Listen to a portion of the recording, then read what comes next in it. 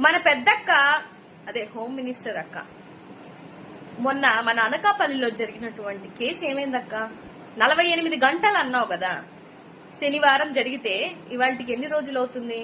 వాడు అక్కడే తిరుగుతున్నాడట.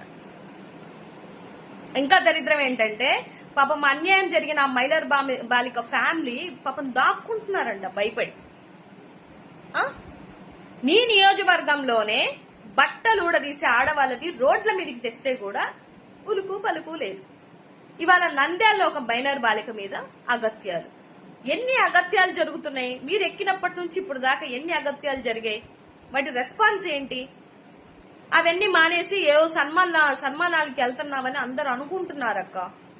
దయించి కొంచెం ఆ సన్మానాలన్నీ పక్కన పెట్టేసి ఫస్ట్ ఆఫ్ ఆల్ ఆడవాళ్ళకి ఈ స్టేట్ లో, నువ్వు అన్నావు కదా, నువ్వు ఇచ్చిన స్టేట్మెంట్లే నీకు చెప్తున్నాను, ఆడవాళ్ళకి న్యాయం చేయి, దయించి న్యాయం చేయి.